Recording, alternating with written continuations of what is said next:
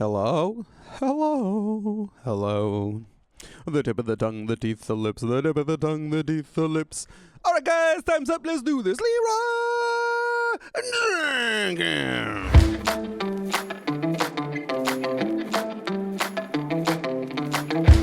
Hello and welcome to the Grand Parade Podcast. I'm your host, Matt Stickland, independent City Hall reporter.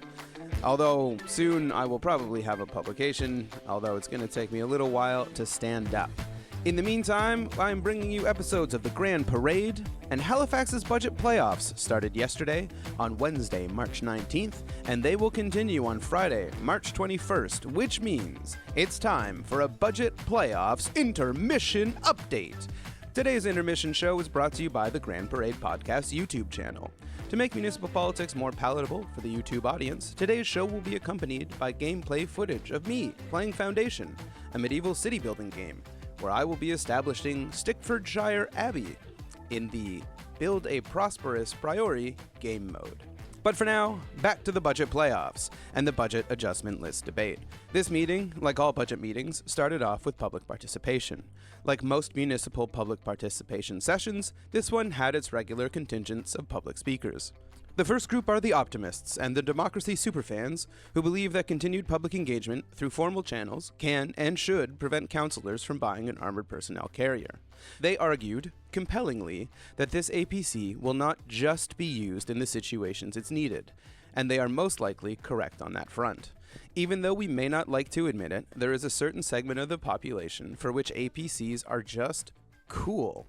And for those of us who think APCs are cool, we are more likely than most to join a uniformed police service, a uniformed public service, like the police, or in my case, the Navy, which I did primarily to drive submarines. Anyways, bringing an armored personnel carrier to a recruiting event or a public relations event is pretty harmless on its own and is, in my opinion, quite likely to happen should we get an APC. However, if Council approves buying the armored personnel carrier with the understanding that it will only be used when it is needed, and it does start showing up at recruiting events, it means that Halifax is either too complacent or ineffective with police oversight to have approved the purchase of the APC. At which point, the folks who spoke out against this purchase would get to say I told you so, as Halifax took its first steps into the future first predicted by the 1993 documentary Demolition Man. And to be clear here, I personally believe that the Halifax Regional Police should get the armored F-350s. Chief Don McLean is right when he says that his emergency response team needs to be protected when they go into a situation where they are expecting violence. That's why they're called to those situations in the first place. And if you are sending police officers into a situation where shooting is expected, it makes no sense to do that without protecting them from bullets. It's like asking firefighters to charge into a fire without a hose. And even if you think cops deserve no empathy at all, from a spreadsheet point of view, the city spends a lot of time and money training cops. It is just a straight waste of municipal resources to let them be killed in predictable and preventable ways. At any rate, the people who spoke against the APC did so with evidence, reason, and logic. Halifax's councillors, like they did a few years ago, should again reject the APC. But, barring that one time in 2019, evidence, logic, and reason has historically been ignored by council. So, one of the speakers, Lou Campbell, decided to convey the message in a phenomenal monologue. Take it away, Lou. Oh, for a voice like thunder, and a tongue to drown the throat of war. When the senses are shaken and the soul is driven to madness, who can stand? When the souls of the oppressed fight in the troubled air that rages, who can stand? When the whirlwind of fury comes from the throne of God, when the frowns of his countenance drive the nations together, who can stand? When sin claps his broad wings over the battle and sails rejoicing in the flood of death, when souls are torn to everlasting life, and fiends of hell rejoice upon the slain, oh, who can stand? Oh, this? Who can answer at the throne of God? The kings and the nobles of the land have done it. Hear it not, heaven, thy ministers have done it. The decisions that you make in this room will be your legacy. They will affect future generations to come. We're watching. History does not forget. Who here can stand? The other half of the usual suspects, white dudes in suits who work in real estate, made the argument that taxes should be lower. A few of them were the typical taxes should be lower for lower taxes' sake, but a few of Halifax's real estate moguls made pretty substantial cases for tax and labor reform in the HRM. For example, here's Philip Fraser, the CEO of Killam Properties. We don't talk about minimum wage. Why not? The easiest way to push people up from that affordability crisis is increase minimum wage from $15 to $20. Now, I know the provincial government, I've been in there and I've talked to this provincial government, I've talked to the New Brunswick government, and it's like, why don't you do it? It's not your money, it's industry. Why don't you take the minimum wage and go from 15 to 20? $15 gives you $30,000 a year. $20 gives you $40,000 a year. 25 minimum wage gives you 50. That incremental $10,000 for all the people in Nova Scotia, there's 33,000 people that are on minimum wage, and there's another 13 to 16 at $16.50. 50,000 people, which means by default it's 25,000 people in Metro. Move the minimum wage. And, in a little bit of levity, after Fraser spoke, Mayor Andy Fillmore asked questions like these. So I want to bring us back to the tax rate. You had a very thorough list of the cost of garbage collection, the cost of taxes, and a number of other costs that have all increased rather dramatically in the last years, assessments and so forth. I would imagine you could add to that the cost of maintaining your housing stock as well. Wages have gone up, materials, supply chain, all that. Everything's more expensive. Who's paying for that? Which seemed to be trying to get Fraser to say something like, yes, raising taxes means I will raise rents on tenants. But instead, Fraser kept saying things like this. What do you mean? I'm paying for it. We are. The customers are paying. Customers paying. The tenants are paying. Yeah. Right? So every time, okay, last year we had a tax rate of 0.77. This year it's the budget that we were presented a couple months ago was 0.792. That's a 3% increase in the tax rate that was presented to this council. That's going to go right on the rent, right? But I mean, again, you say that. What I pay is $1.11 because you don't add all the other sort of fixed charges through it. Like, all I see is the final bill. And it was quite entertaining watching Fraser wriggle out of Fillmore's rhetorical traps. Later in the meeting was member of the public Matt Hansberger, who owns Royal LePage Atlantic. Now, I'm not sure he would frame it this way, but he made a very strong case for densifying the bejesus out of every suburb in the HRM when he said this in his prepared remarks. And I was just thinking it was important to come give a little more context to the housing pressures that exist out here so that you can make decisions about how to govern yourselves with respect to budget. I believe very much what Joe was just talking about and some of the previous speakers were about tax increases not being the only way in which we could increase the revenue opportunities for the municipality here, but also to continue to grow the tax base. And this in response to a question from Mayor Fillmore. Higher taxes makes it harder for anyone to afford anything, right? And so I would just continue to think that the better way for us to look at this is to try and approach the developer partners in town here to be building the type of housing stock that will kind of serve both needs. It'll provide more affordable housing by reducing the demand on the 4 specific homes in Forest Hills, for example, or the 14 that are in all of Sackville right now. So if we're building the right type of stuff, it reduces the demand there, and you don't see this supply-demand curve or the supply-demand pressure forcing up prices. But alternatively, it broadens the tax base by having new homeowners come in who are currently renting downtown. From safe streets advocates to real estate moguls, it seems that everyone wants big things from the suburban plan update, coming spring 2025. And then there was also one speaker who advocated to council to raise his taxes, and here is what I said. Now you're up, Matt. Thank you for your patience. No problem. It's my favorite time of year. And I'm going to sit because I hate public speaking and would be shaking like a leaf if I was standing right there. Anyways, I also wasn't planning on speaking today, even though my new boss does give me a lot more leeway than my old boss. But I've come to the realization as I'm listening to you guys talk is that we don't actually have a budget problem. We have a political problem. If I can summarize the public speaking that we've heard so far today, it's taxes bad, public spending good. And if you look at the Just Food report that you see out there, you'll see a line item on the last couple pages about vermicompost. Now, I tried to join the vermicompost pilot. I learned about it. I learned about vermicompost because I researched it through my day job. I didn't get into the pilot. My counselor couldn't help me with it. 311 couldn't help me with it, but I ended up buying a vermicompost, and now I divert about 30 pounds of food waste from the city.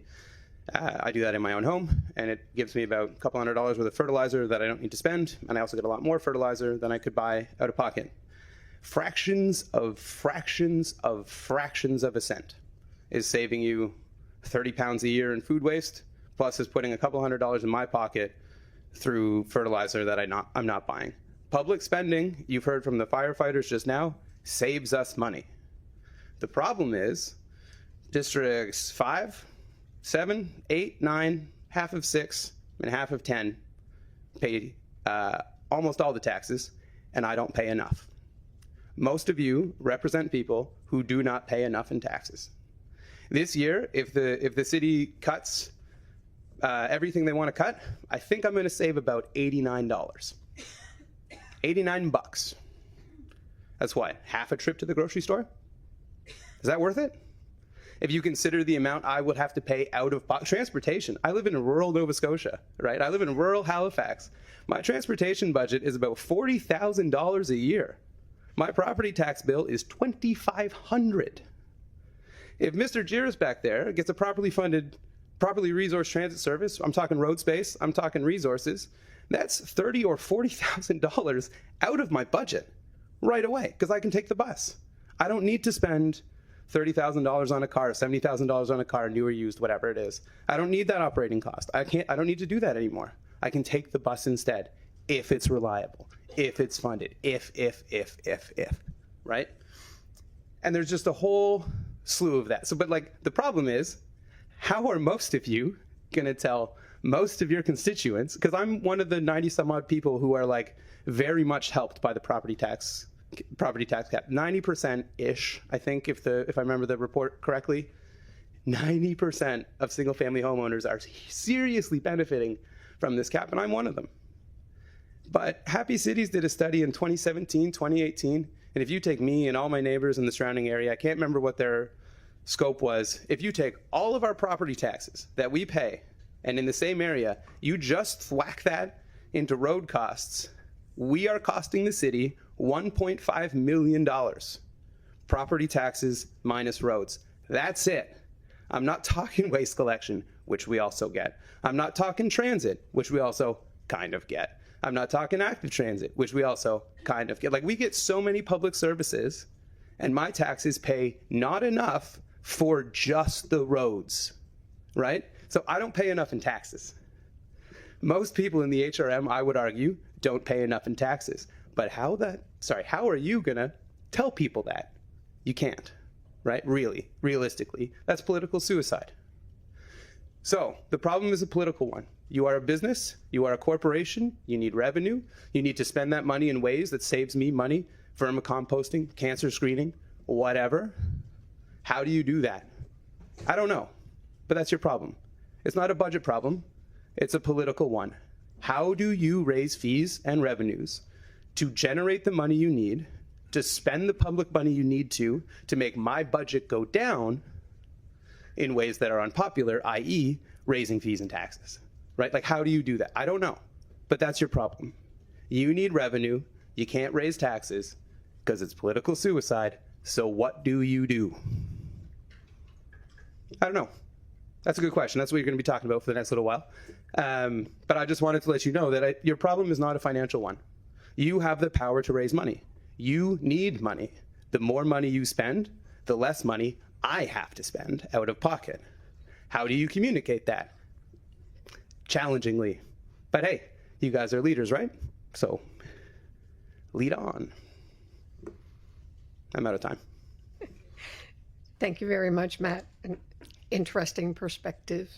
After that, there was one more speaker, and so ended the public participation section of the debate.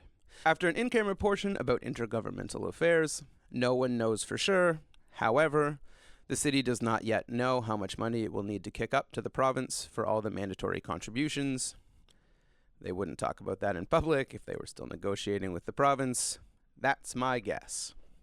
But anyways, after the in-camera section, Council wasted no time in getting to work. Councillor Sean Cleary started the debate by putting a motion on the floor, which read, that the Budget Committee recommend to Regional Council that we direct the CAO in consultation with the IAFF, specifically our Local 268, the Province of Nova Scotia, and our service providers to establish a comprehensive firefighter cancer screening program to be effective no later than January 1st, 2026. This motion passed unanimously. That means once it's approved by council, firefighters will get cancer screening by the end of the year. It is just a matter of figuring out if your property taxes or your income taxes are paying for it and what the ratio is. But firefighters, once it's approved by council, will be getting cancer screening by the end of this year. Kudos to council for this one. And just a note here, Councillor Patty Cuddle is absent, but she's not slacking off. She's repping the HRM at a Canadian Federation of Municipalities board meeting in Montreal. As the level of government closest to the people, Canadian cities are, in a very real way, the level of government on the front lines of the ongoing trade war. Being part of a federal organization and sharing information about overcoming the challenges facing Canadian cities in the near future is very smart for the HRM. In budget news, the drop-in center for unhoused people will also be funded this year, and it will be funded without a tax implication. For accounting people, this is because funding is already in place from other orders of government, and for non-accounting people, this is because money is made up and often indistinguishable from magic. Then came the most contentious and only real debate of the day, when the Budget Committee debated the Community Response Team and adding 14 new RCMP officers to the operating budget next year at the same time. In debating the police officers, it got a little spicy when Kathy Daigle-Gammon stepped down from the chair to weigh into the debate, and she said that, I find it kind of interesting that the two councillors that say that they can't support it are not supported by the RCMP. That's their policing service is HRP. Councillor Sam Austin took issue with that, firing back later in the debate to point out that barring that one time when COVID hit Halifax Regional Police staffing levels very hard, he has always voted against increasing the number of officers for the HRP. It's not that he doesn't like rural Haligonians, it's that he doesn't think police spending is what's needed right now to make our communities safer. He believes in things like the Community Response Team. One of the big issues with this debate is that the city doesn't really know how many police officers it needs and where it needs them. The policing boundaries were set long before Halifax's recent boom in growth, and we're now at a point where the HRP, with 560 some odd officers, and the RCMP, with their 180 some odd officers, both police about 250,000 Haligonians. Does the HRP have too many officers? Does the RCMP have too few? Probably yes to both. Do we want cops doing everything they are asked to do right now? Probably not. The city had big plans to integrate Halifax's two police forces, but as soon as the 2023 Integrating Police Report came to council, the province started their own policing review. And, to top it all off, on his way out the door, former Prime Minister Justin Trudeau hinted at the federal government reforming what the RCMP does. In the meantime, for Halifax, this means more status quo, maybe wasteful, maybe not wasteful, police spending, as the Budget Committee approved the 14 new RCMP officers. Councillors Sam Austin, Laura White, Virginia Hinch, and Sean Cleary voted against this spending and lost. The final item that was debated at this meeting was the Community Safety Response Team. This is a civilian-led crisis response team that someone who's having a mental health emergency can call. In recent weeks, not having something like this in place has resulted in 2 Haligonians getting a premature, preventable death instead of help. Councillor Kent tried to close out the debate on the police officers and civilian response team, which again were happening at the same time, with an impassioned plea for council to support the RCMP because the RCMP ask included community offices. These offices, as Kent explained, really should be looked at as alternative models. When we look at that, we are talking about community offices that have policing constables that support public servants. We have people who have the ability to liaise and create relationships with our community leaders, our teachers, our restorative justice programs. They have the ability, because they're within a community, understanding the needs of that community, to work on crime prevention programs that they otherwise wouldn't be able to, because geographically they could be in the other end of HRM responding to something that takes them out of. which, if you listen closely, are a bunch of things that don't need to be, or arguably should not be done by, the police. Either way, the passion of her closing argument was hilariously undercut by Councillor Trish Purdy, who did this. Councillor Purdy has buzzed in again. I have, because we're in committee of the whole, so haha. She buzzed in to explain that she wasn't going to vote. She was not planning on voting for any increase in spending, no matter what. So she wanted to know, from the cops, do they want this community response team? And here's what they said. I'll keep it simple. Chief Don McClay, yes. Chair, through you to the councillor, thank you very much for the question. All that drama and lead up to say, absolutely agree with that. And we couldn't be more on board with alternative service delivery and offboarding things that don't fall with, or shouldn't fall within the purview of the police. So this passed, with your councillor voting for it, and your mayor the lone vote against it.